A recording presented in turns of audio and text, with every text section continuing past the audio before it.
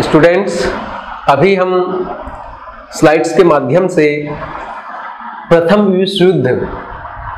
के जो परिणाम हैं, चाहे वो सामाजिक हो, चाहे राजनीतिक हो, आर्थिक हो, सैन्य संबंधी हो या विज्ञान की प्रगति से संबंधित हो, उसको हमने समझने का प्रयास किया है ना। आगे हम देखते हैं कि इस युद्ध को समाप्त करने की दिशा में, क्योंकि इस युद्ध के बहुत ज़्यादा व्यापक परिणाम हम अभी समझे हैं, जाने हैं, देखे हैं। तो इस युद्ध के विभीषिका, उसके व्यापक दुष्प्रभाव परिणाम को देखते हुए इस युद्ध को समाप्त करने की दिशा में प्रयास किए गए, शांति समझौता किया गया। इसमें हम देखें तो सन 1919-20 में जो विजयी राष्ट्र है ब्रिटेन, फ्रांस, अमेरिका, इटली, इसने पराजित देशों के जो प्रतिनिधियों के साथ में संधि किए, समझौते किए। इसमें प्रमुख रूप से हम देखें तो प्रमुख जो समझौता हुआ वह है जर्मनी के साथ वर्साई की संधि। इसी प्रकार से ऑस्ट्रिया के साथ सेंट जर्मन की संधि, हंगरी के साथ ट्रियानैन की संधि, तुर्की के साथ सेवरे संधि, बुल्गारिया के साथ न्यूली की संधि। और इसमें हम देखें तो इन सब जो संधि हुआ, ये जो समझौते हुए, इनमें सबसे महत्वपूर्ण जो है वह संधि था जर्मनी के साथ वर्साई की संधि, जिसको हम अगले क्रम पे एक महत्वपूर्ण बिंदु के रूप में है ना समझने का प्रयास करेंगे। इसी प्रकार हम देखें कि इस शांति समझौते में अमेरिकी जो राष्ट्रपति थे, तत्कालीन राष्ट्रपति वुडरो विल्सन, तत्कालीन अमेरिकी राष्ट्रपति वुडरो विल्सन ने शांति के लिए 14 बिंदुओं की उसने घोषणा किया, जिसको है ना विल्सन के 14 सूत्री कार्यक्रम या 14 बिंदुओं के रूप में हम जानते हैं, जिसमें किन किस चीज़ों पर जोर दिया गया था। तो गुप्त या किस किस चीज़ों को उन्होंने तथ्यों को या बिंदुओं को रखा था। तो गुप्त संधियों का विरोध होना चाहिए, आत्मनिर्णय के अधिकार का समर्थन किया जाना चाहिए, लोकतंत्र पर जोर दिया जाना चाहिए, सभी देशों के बीच में खुले और बेरोक-टोक व्यापार व्यवसाय का कार्य होना चाहिए, समुद्री यातायात पूरे रूप में खुला होना चाहिए, निशस्त्रीकरण अर्थात कम से कम अस्त्र शस्त्र निर्माण होना चाहिए, हथियारों की कटौती होनी चाहिए, इस पर जोर दिया गया था। एक अंतर्राष्ट्रीय संगठन जो पूरे विश्व पर है ना शांति व्यवस्था स्थापित कर सके, इसके लिए एक अंतर्राष्ट्रीय संगठन का निर्माण होना चाहिए। जर्मनी ने सन 1870 में से जो भी क्षेत्र हड़प कर रखे थे, तो उनकी वापसी उन देशों को किया जाना चाहिए। पोलैंड एक स्वतंत्र राष्ट्र के रूप में उभरना चाहिए। जर्मनी के नए शासकों ने क्या किया, तो वुडरो विल्सन के इस सिद्धांतों को मानते हुए युद्ध विराम को स्वीकार किया। तो युद्ध को रोकने के लिए इस प्रकार से शांति समझौता प्रयास किया गया। वुडरो विल्सन के द्वारा 14 सूत्री कार्यक्रम रखा गया और उन 14 सूत्री कार्यक्रम में है ना इन बिंदुओं को समाहित किया गया था। ये वुडरो विल्सन है ना जिन्होंने 14 सूत्री कार्यक्रम रखे थे और उस कार्यक्रम को है ना दृष्टिगत रख करके शांति समझौते जो है किए गए। चलिए, हमने जैसे आपको पहले ही चर्चा किया था कि ये जो शांति समझौते हुए, उन शांति समझौतों में सबसे जो महत्वपूर्ण समझौता जो हुआ था, वह जो महत्वपूर्ण समझौता है ना उसमें है वर्साई की संधि, जो जून सन 1919 में हुई थी।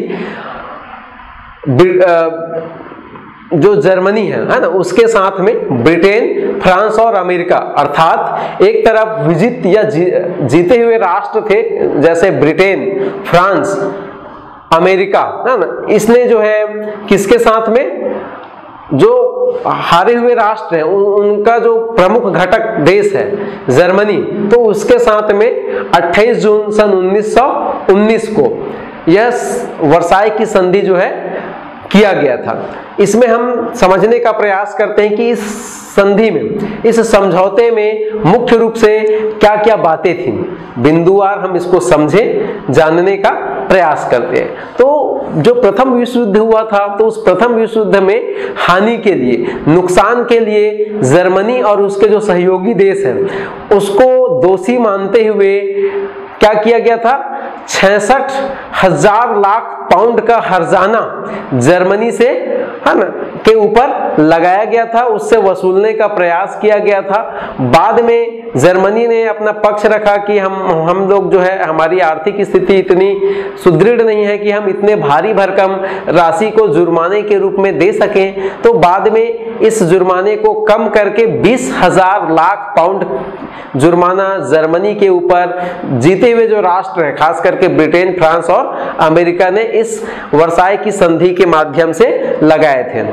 इसी प्रकार से हम देखें कि जर्मनी ने युद्ध में जितनी जमीन पर अपना अधिकार या जितने क्षेत्र पर अपना अधिकार युद्ध के दरमियान कर लिया था, तो उसको, है ना, उस जमीन को जहां से वो उसने जीता था उसको क्या करना था, उसको वापस लौटाने के लिए दबाव बनाया गया, या इस संधि में ऐसा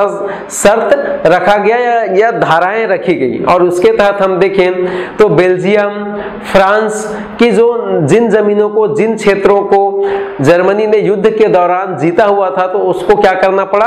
वापस करना पड़ा। इसी क्रम में हम देखें कि सन 1871 ईस्वी में जर्मनी के द्वारा फ्रांस के जो महत्वपूर्ण क्षेत्र थे, अल्सास, लॉरेन, तो इस अल्सास लॉरेन के क्षेत्र को फ्रांस को जर्मनी के द्वारा क्या किया गया, वापस किया गया। इसी प्रकार से पूर्व के क्षेत्र में हम देखें तो जर्मनी के एक बहुत बड़े हिस्से को काट करके, जर्मनी के एक बहुत बड़े क्षेत्र को काट करके नवगठित जो देश बना पोलैंड, उस देश में क्या किया गया, मिलाया गया। तो जर्मनी के जो क्षेत्रफल है, उस क्षेत्रफल के एक हिस्से को काट करके जो नया देश बना पोलैंड, इसमें मिलाया गया। इसी प्रकार से युद्ध के पूर्व में जर्मन साम्राज्य की भूमि से लगभग 65,000 वर्ग किलोमीटर जमीन अन्य देशों को दिया गया। तो जर्मनी के पास में जो भूमि थी, तो उस भूमि में से लगभग 65,000 वर्ग किलोमीटर जमीन जो है दूसरे देशों को इस संधि के माध्यम से दिया गया। इसी प्रकार से अफ्रीका में जर्मनी के जो उपनिवेश थे, तो उस उपनिवेशों को राष्ट्र संघ के संरक्षण में दिया गया कि राष्ट्र संघ जो नया एक अंतर्राष्ट्रीय संगठन बनाया, तो उसके संरक्षण में जर्मनी के जो अफ्रीका में जो उपनिवेश थे उनको दिया गया। जर्मनी का निशस्त्रीकरण किया गया, अर्थात जर्मनी को इस प्रकार से बंधन में रखा गया कि आप अपने अस्त्र शस्त्रों, हथियार में कटौती करेंगे, आप ज्यादा से ज्यादा अस्त्र शस्त्र, हथियार नहीं रख सकेंगे। इसी प्रकार ऑस्ट्रिया हंगरी को भी क्या किया गया, अलग किया गया। वर्साय संधि के क्या परिणाम निकले, तो वर्साय की जो संधि है उसके परिणाम को हम देखें तो वर्साय की जो संधि है, उस वर्साय की संधि जो कि सबसे चर्चित संधि थी, जो कि सबसे प्रमुख संधि थी, तो उस संधि के पूरे विश्व में हम देखें तो बहुत ही, है ना, व्यापक परिणाम या बहुत ज्यादा, है ना, परिणाम या प्रभाव पूरे विश्व में पड़ा। तो इसमें हम देखें तो जो उस समय के तत्कालीन जो राजनयिक लोग थे, अर्थशास्त्री लोग थे, विद्वान लोग थे, उसने इस वर्साय की संधि की कड़ी आलोचना की। क्यों कड़ी आलोचना की? क्योंकि यह जो संधि है वह लोकतंत्र और न्याय के सिद्धांतों पर ना होकर के जो विजित राष्ट्र हैं, जो विजेता राष्ट्र हैं, उनके द्वारा हारे हुए राष्ट्रों पर, हारे हुए राज्यों पर यह संधि जो है अपमानजनक तौर पर थोपा गया था। जर्मनी को कभी भी इस संधि में, है ना, इस चर्चा में चर्चा करने के लिए शामिल ही नहीं किया गया था। सिर्फ उसके ऊपर शर्त बना करके, धाराएं बना करके, नियम कानून बना करके क्या कर दिया गया था, इसको थोप दिया गया था। जर्मनी के नए शासकों का क्या कहना था, है ना, जर्मनी के नए शासकों का यह कहना था कि यह जो युद्ध हुआ वह जर्मनी के जो पुरानी सरकार है ना, पुराने जो सम्राट थे उस सम्राट का यह कार्य था, पुराने जो शासक था उसका यह कार्य था, उसके द्वारा यह युद्ध हुआ था। हम जब नई सरकार के रूप में यहाँ पर आए हैं तो ये जो नवगठित जो लोकतांत्रिक सरकार जिसका गठन लोकतांत्रिक तरीके से हुआ है, तो वह जो लोकतांत्रिक सरकार है वह इस युद्ध के लिए जिम्मेदार नहीं है, परंतु आप जो संधि की जो शर्त है उसको हमको अर्थात नवगठित लोकतांत्रिक सरकार को सौंप रहे हो, उसके ऊपर थोप रहे हो, तो इसके लिए हम जिम्मेदार नहीं है, हम कैसे उसकी शर्तों को पूरा करेंगे। ठीक इसी प्रकार से हम देखें तो इसके विपरीत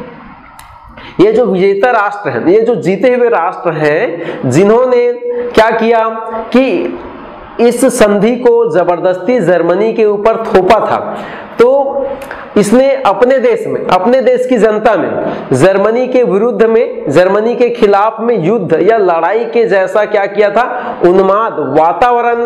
पैदा किया था, वातावरण का निर्माण किया था, और वो जर्मनी को हर हाल में पीछे ही छोड़ने का प्रयास कर रहे थे, जर्मनी को हर हाल में दबाने का ही प्रयास कर रहे थे, और इसके कारण से वो लोग जो है न्याय संगत रूप में उसके साथ में, जर्मनी के साथ में व्यवहार नहीं कर सके। वह तो सिर्फ जर्मनी से बदला लेना कि जर्मनी ही इस प्रथम विश्व युद्ध का क्या है, प्रमुख कारक है, तो उसको हमको इस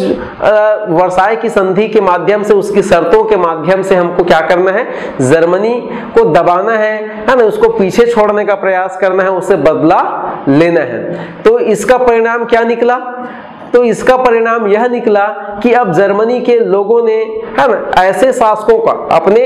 देश में, अपने राष्ट्र में ऐसे शासक वर्ग का चयन किया जो जर्मनी के अपमान की वर्साय की संधि के माध्यम से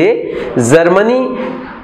को जिस प्रकार से अपमानित किया गया, जिस प्रकार से उसको दंडित किया गया, तो उस अपमानजनक, है ना, संधि का बदला ले सके और इस वर्साय की संधि को सीधे रूप में ठुकरा सके, उसकी अवहेलना कर सके, ऐसे शासकों का चयन अब जर्मनी के लोगों के द्वारा किया गया। तो इसका यह परिणाम बाद में हमको दूसरे विश्व युद्ध के रूप में देखने को मिलता है।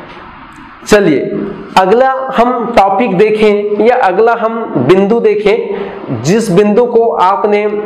शांति समझौते के बिंदु को समझते हुए देखा था कि वुडरो विल्सन ने अपने 14 सूत्री कार्यक्रम, अमेरिका के जो तत्कालीन राष्ट्रपति थे वुडरो विल्सन, तो उस वुडरो विल्सन ने एक बात उसने रखी थी कि प्रथम विश्व युद्ध के समापन की दिशा में या शांति समझौता करने की दिशा में एक अंतर्राष्ट्रीय स्तर का एक संगठन होना चाहिए, एक संस्था होनी चाहिए जो इस प्रकार के घटनाक्रम को रोक सके, इस प्रकार के युद्ध की स्थिति को रोक सके, देशों में आपसी सामंजस्य स्थापित कर सके। तो इसके लिए क्या किया गया, सन 1920 में जिनेवा स्विट्जरलैंड की राजधानी में, जिनेवा स्विट्जरलैंड की राजधानी में राष्ट्र संघ नामक एक अंतरराष्ट्रीय संस्था की स्थापना सन 1920 में किया गया। इसके उद्देश्य क्या रखे गए, तो इसका ये उद्देश्य ये रखा गया कि विभिन्न जो देश हैं विश्व के, उनके बीच के झगड़ों का शांतिपूर्ण रूप से, शांतिपूर्ण तरीकों से क्या किया जा सके, निपटारा किया जा सके, देशों में स्वास्थ्य सुविधा को विकसित किया जा सके, श्रमिक या मजदूर वर्गों की दशा को सुधार करने के लिए प्रयास कर सके, और खाद्य सुरक्षा, सामाजिक सुरक्षा जैसे विभिन्न जो मुद्दे हैं इस पर भी क्या कर सके, ये जो राष्ट्रसंघ है वह कार्य कर सके, कार्य योजना बना सके और इस पर कार्य कर सके। अब इसका प्रमुख कार्य क्या था, तो राष्ट्रसंघ का प्रमुख कार्य हम देखें तो प्रथम विश्व युद्ध के बाद में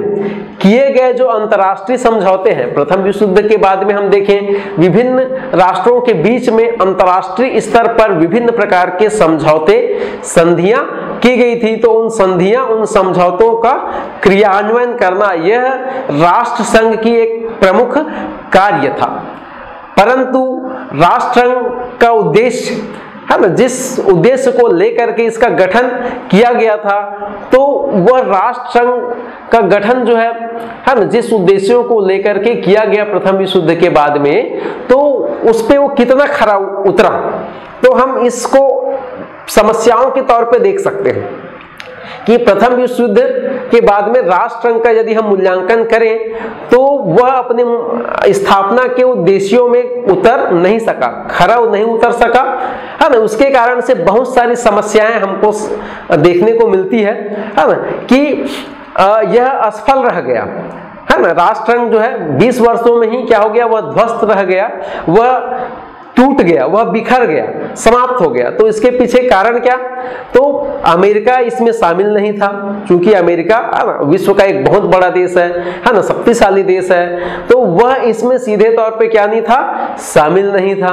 सोवियत संघ रूस को भी इसमें आमंत्रित नहीं किया गया था, तो अमेरिका, सोवियत, रूस जैसे जो बड़े देश थे, है ना, इसको भी इसमें शामिल नहीं किया गया था, आमंत्रित नहीं किया गया। साथ ही साथ हम देखें एशिया और अफ्रीका के जो उपनिवेशी देश थे, तो उस अफ्रीका और एशिया के जो उपनिवेशी देश हैं, इनको भी इसमें सदस्य के तौर पर नहीं बनाया गया था। तो ये राष्ट्र संघ जो है असफल रह गया, है ना। तो इसकी असफलता के कारण से हमको दूसरा विश्व युद्ध सन 1939 में हमको देखने को मिलता है। तो आज की कक्षा में हमने ये जो प्रथम विश्व युद्ध के परिणाम को बिंदुवार, है ना, हमने बहुत व्यापक रूप में समझने का प्रयास किया। साथ ही साथ प्रथम विश्व युद्ध के बाद उसको रोकने के लिए जो शांति समझौते किए गए, उस शांति समझौते में जो वर्साई की संधि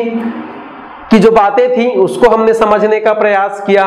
वो ना कि वर्साई की संधि क्या थी, किनके किनके बीचों में किया गया, और उसकी धाराएं क्या थी, उसकी शर्तें क्या थी, और उस शर्तों के माध्यम से जर्मनी को किस प्रकार से दबाव डाला गया, अपमानित करने का प्रयास किया गया। वुडरो विल्सन के द्वारा जो 14 सूत्री कार्यक्रम बताया गया था, तो उस 14 सूत्री कार्यक्रम की बातें क्या थी, और उस प्रमुख 14 सूत्री बातों में एक प्रमुख बात था कि विश्व में शांति स्थापित करने के लिए एक अंतर्राष्ट्रीय संस्था की स्थापना होनी चाहिए। तो उस अंतर्राष्ट्रीय संस्था के रूप में राष्ट्र संघ की जो गठन किया गया था, राष्ट्र संघ की जो स्थापना किया गया, और उस राष्ट्र संघ के क्या उद्देश्य रखे गए, उसके कार्य क्या रखे गए, क्या उस कार्यों, उन उद्देश्यों को प्राप्त करने में सफल रहा या नहीं रहा, इसको हमने इस स्लाइड के माध्यम से हमने समझने का प्रयास किया। तो ये प्रथम विश्व युद्ध से संबंधित जो हमारा चैप्टर है, जो पार्ट है, वो यहीं पर समाप्त होता है। आशा है कि आपने स्लाइड के माध्यम से हो, चाहे ऑनलाइन वीडियो के माध्यम से हो, आपने इसको अच्छे से समझने का प्रयास किया होगा। और अगले के हम जो है पीरियड में कक्षा 10वीं के आपके सामाजिक विज्ञान विषय के और जो हमारे टॉपिक हैं उसको बेहतर तरीके से हम समझने का प्रयास करेंगे।